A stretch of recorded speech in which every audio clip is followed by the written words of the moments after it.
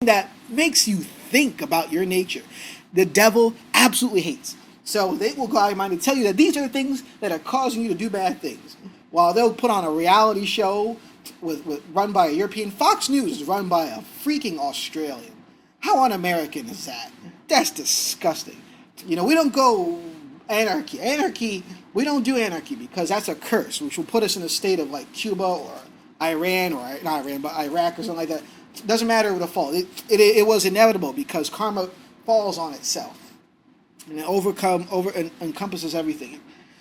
You go after the bad influence. If something is projecting consistently a bad idea, you put it out. It is your responsibility. You don't kill. You just say it. You just say it. You make it known, and then you stop looking and referring to it, and then it cuts loose. The devil will flee from you. Resist the devil, and he will flee from you. It will flee from you. He, she will flee from you. It's very important. So knowing that, that being said, I really, really, really, really, really got to stick to this and give you these important things. The main thing is I want you to understand what the Christ is. The Christ is your link to God. It is health in your body, period. Health in your body. That is ultimately, Christ is health, period. Christ is health. For all you need to know, as of now, all I need to say so that you understand that this is more, but it's only, mainly, physically, projects itself is health.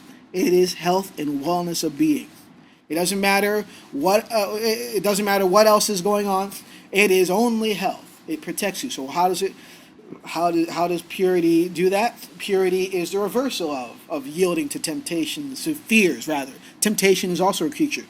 Yielding to fears of like sensuality and lust.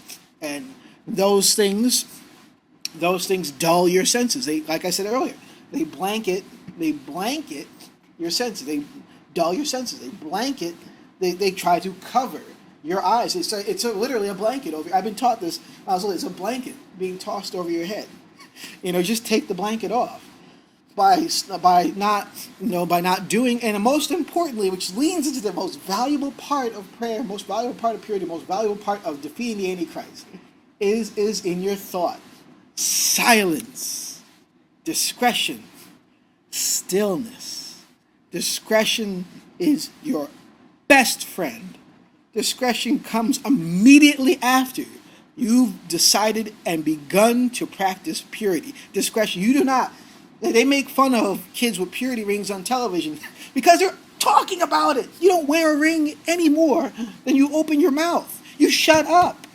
You let it go. Evil is not real. This is why I say in Christianity evil is not real. You shut up. You don't say it. You don't talk about it. Discretion is absolutely key to listening to God.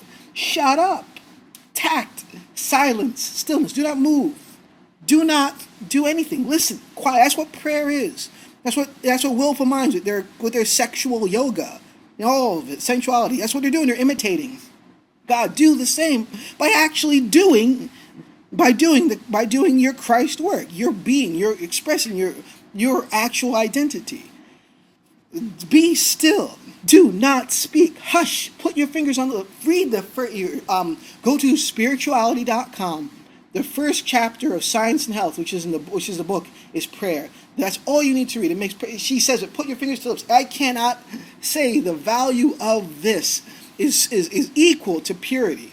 Purity is one thing, but you will be knocked out and defeated if you do not know how to keep your mind and your mouth shut and listen to God and listen to divine mind. Because God is real, God is a being of beings, the entity of entities, the mind of minds.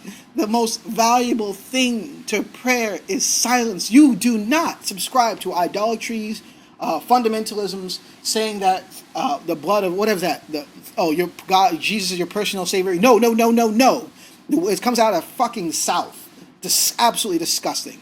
Absolutely disgusting. Drop it. You do not. There's no idolatry in true Christianity. Not a drop of it. No drop. You cannot materialize worship. You cannot materialize worship so you do not say it. They will lie to you, and they have always been lying to you. Evil does not sleep. Is in religion. Lies constantly. Makes you sick. Makes you think that willpower is the only way. This is how you are ingenious. This is how you'll be ingenious. This is your ingenuity. This is your ingenuity expressed through your true consciousness, through Christ, through God. You shut your mouth. Teenagers, young men especially, because this is who this is mainly for.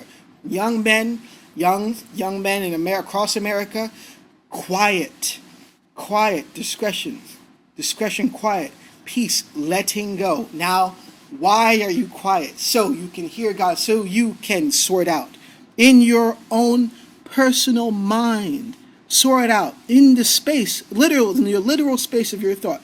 So you can categorize and box the thoughts that are wrong and toss those out and let in the thoughts that are correct, that work with you, that have created you, that is your true parent, which is God. This is why it's important. Discretion is you're going to be for the rest of your life, no matter what you go through. Discretion is equal to purity. And purity is equal to discretion, silence, no exertion of will. For the love of God, if you have a domineering girlfriend, put an end to it. Put an end to that relationship. I'm telling you to do that because you only live once. I'm going to tell you to do that to make her mad.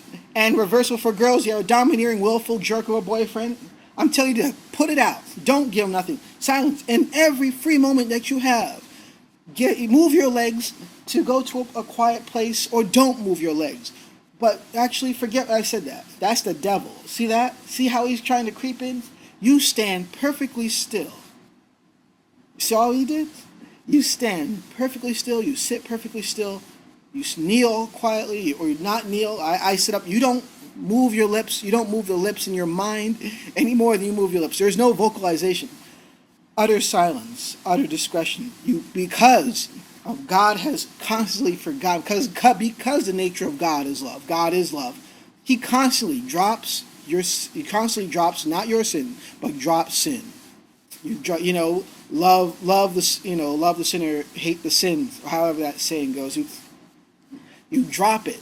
When you're pure, when you're practicing purity, you drop it. You drop what you did. You forgot about it. You drop it. That's it. You just drop it. It drops off. You let go. Letting go is the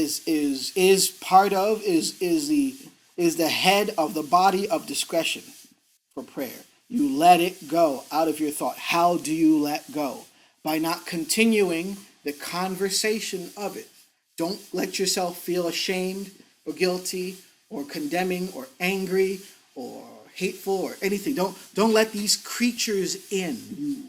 You put these creatures out. You drop these creatures. You put out fear as you will put out shame. There's no good thing about shame. You absolutely do not, because God does not condemn. It's not our responsibility to condemn. You've been told not to. So why would you condemn yourself? Why would you allow mortal mind? Why would you allow willful minds to condemn you? Preachers, pastors, to condemn you or to tell yourself to be condemned. They are lying. They are actors. They are lying. They are the devil themselves. Absolutely. And have always been the devil. They will be the devil. Always. They love the devil. And they are the devil. Do not augment yourself with shame, because when you drop the thing, it is done. And if you fall off the horse, get back on the horse. Get back on the horse of purity. When you fall off the horse of purity, get back on it. Because this is what discretion is for. You drop it because you're working on it. You would remove the components that would propagate evil. You would replace the components, the conversation in your thought of evil, of I did this last night and I'm so sorry. You drop every single word. You don't say sorry. You don't do anything. You don't even apologize. You don't do that. You just be quiet. You let it go. Don't feel ashamed. Shame is as useful a tool to willful minds, to the mammon and his children, as fear, because it does the same thing. You condemn yourself. You're doing something even worse to yourself than fear could ever do to you, and fear can kill you. You're putting out your own spirit, so you don't. There's no condemnation. There is no condemnation. Condemnation belongs to the self-destruction of evil. Inevitably, everything. This is how evil is self-destroyed. Jesus was a big, firm believer in the golden rule. What is the golden rule but the westernized word for karma? The reversal. That causes